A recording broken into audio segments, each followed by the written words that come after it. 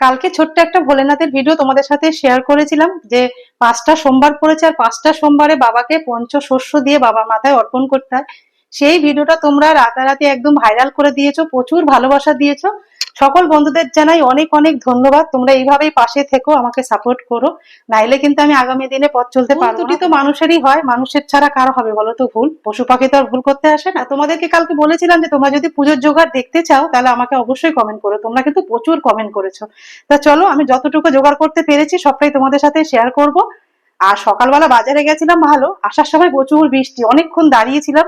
সব জিনিস তো সবসময় থাকে না, কিছু জিনিস আনতে হয়েছে, সেই জন্য আমাকে সকাল সকালই বাজারে গেছি। এখন ঘড়ি কাটাতে কিন্তু পুরো 8টা বাজে। ঠাকুর ঘরের পুজো সারাও হয়ে গেছে। তা চলো, তোমাদের সাথে সবটাই শেয়ার করব। শ্রাবণ মাসের 5টা সোমবারের পুজোর সমস্ত জোগাড় একবারই দেখিয়ে দিচ্ছি তোমাদেরকে। প্রথমে একটা এরকম বড় পিতলের কুশপত্র নিয়ে নিলাম। এই যে তামার ঘটি, 1 ঘটি পরিষ্কার জল, বাবাকে স্নান করাতে লাগবে। 1 ঘটি দুধ। এইবার নিলাম গঙ্গার জল ভরা একটা কুমুন্ডল। এটা বাবাকে স্নান করানোর পরে আমরা বাবার মাথায় জল ঢালি না, সেই জন্য কিন্তু এই গঙ্গার জল দিয়ে বাবাকে কিন্তু মাথায় জল ঢালতে হবে। আর এর মধ্যে অনেক কিছু দিতে হবে, সিদ্ধি পাতা, তারপরে অঘুরু, গোলাপ জল দিয়ে কিন্তু জলটা রেডি করতে হবে। এটা কিন্তু আমি কালকেই করব। আমি আর একটা তামার পাত্র নিলাম, এর মধ্যেও গঙ্গার জল রাখলাম, ঘি, মধু, অষ্টগন্ধা চন্দন, গোলাপ জল, অঘরু। এবার রাখলাম টক দই। বাবার পঞ্চামৃত তৈরি করার জন্য এখানে টক দই নিয়ে নিলাম। এইবার রাখবো চিনি, মানে শর্করা। মানে অভিষেক করতে বাবার যা যা লাগবে সমস্তটা কিন্তু আমি এই পিতলের পুষ্পপত্রের মধ্যে জোগাড় করে নিলাম। এবার চলো বাকি জিনিসগুলো আমি রেডি করে একটু সাইডে রাখলাম। আর একটি পিতলের থালা নিয়ে নিলাম। আমার গণেশ ঠাকুরকে আমি তিলক করার জন্য এরকম একটা পিতলের কিন্তু আমি অনলাইন থেকে কিনেছিলাম। এটা পুরোপুরি পিতলের না, যেরকম পাওয়া যায় আর কি। তো এর মধ্যে আমি অষ্টগন্ধা চন্দন আর হচ্ছে আতর চাল নিয়ে নিলাম, গোবিন্দভোগ আতর চাল। এটা বাবাকে অর্পণ করতে লাগবে, সেই জন্য আমি এর মধ্যে দুটো একসাথে ঢেলে নিই, আমাদের দেখাতে একটু সুবিধা হবে তাহলে আমার। কালকে প্রথম সোমবার তো তোমরা আতর চাল বাবাকে অর্পণ করবে, তার সাথে কিন্তু তোমরা এই যে গমটাও কিন্তু বাবাকে অর্পণ করতে পারো। নিঃসন্তান যাদের, সন্তান কামনার জন্য কিন্তু বাবার মাথায় কালকে অবশ্যই তোমরা এই যে গম অর্পণ করবে। গম রেখে দিলাম। তারপরে নিলাম এই যে কালো তিল, সবুজ মুগ ডাল। সবুজ মুগ ডাল কিন্তু তোমরা জিজ্ঞেস করো যেটা কোথায় পাবো আর কী ডাল, এটা কিন্তু যে ডালে আমরা তরকা খাই সেই ডাল কিন্তু এটা। তারপরে নিয়ে নিলাম জব। তারপরে ছাতু, তোমরা জিজ্ঞেস করেছো কোন ছাতু নেব, এটা কিন্তু ছোলার ছাতু। ছোলার ছাতু যদি জোগাড় করতে পারো তাহলে তো সেটা নেবেই, কেন এটা তো জোগাড় করা খুবই সম্ভব। কিন্তু তোমরা জবের ছাতুও নিতে পারো। তো চলো, এই হয়ে গেল আমার এই যে সিদ্ধি পাতা রাখলাম। এইবার রাখবো এই যে ভর্ষ বিভূতি। এই যে এইটা দিয়ে কিন্তু বাবাকে অভিষেক করতে হবে একদম প্রথমের দিকে।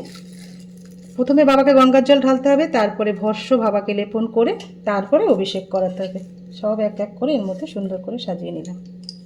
ওইতে কালকে কিন্তু অবশ্যই বাবাকে ঘিয়ের প্রদীপ দিয়ে আরতি করবে। আমি একটা ঘিয়ের প্রদীপ নিয়ে নিলাম। কর্পূর দিয়েও কিন্তু আরতি করতে হবে। এরকম কর্পূর দানির মধ্যে কর্পূর রেখে দিলাম।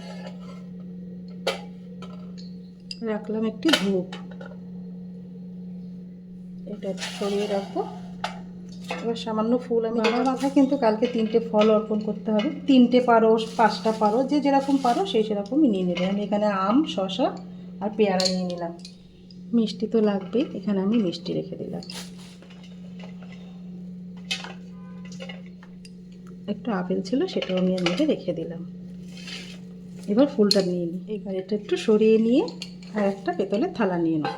এই পেতলের থালাটা রাখলাম, এর মধ্যে এবার সমস্ত ফুলগুলো আমি গুছিয়ে নেব। এই দেখো, বেলপাতাগুলো একটু ছোটো ছোটো করে কেটে নেবে এরকম করে। এই যে সমস্ত বেলপাতাগুলো আমি এর মধ্যে রেখে দিলাম। চেষ্টা করবে শ্রাবণ মাস ভোর বাবাকে 21টা বা 11টা বেলপাতা বাবাকে অর্পণ করতে। যেরকম জোগাড় করতে পারবে সেরকমই দেবে, 5টা তো দেবেই, যদি যতটা বেশি পারো আর কি ততই কিন্তু ভালো। বেলপাতা রেখে দিলাম।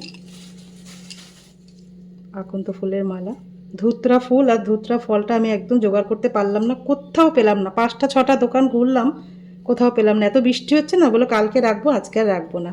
তাই জন্য আমি তোমাদেরকে এটা দেখালাম। তোমরা কিন্তু অবশ্যই ধুতরা ফুল, ধুতরা ফল তারপরে তোমার কলকে ফুল, এগুলো জোগাড় করতে পারলে তো খুবই ভালো হয়। গ্রামের দিকে না একটু অসুবিধা হয় না জানো তো, কিন্তু কলকাতায় একটু অসুবিধা হয় কলকে ফুলটা জোগাড় করতে। কালকে দেখি যদি পাই তো অবশ্যই আমি বাবাকে দেওয়ার চেষ্টা করব, কিন্তু আজকে শুধু আমি আকন্দ ফুলের মালাটাই পেলাম।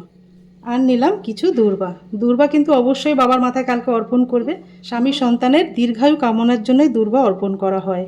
এই যে দূর্বা রেখে দিলাম, নীলকণ্ঠ ফুল, কিছু গাঁদা ফুল আর তোমার দোপাটি ফুল নিয়ে নিলাম।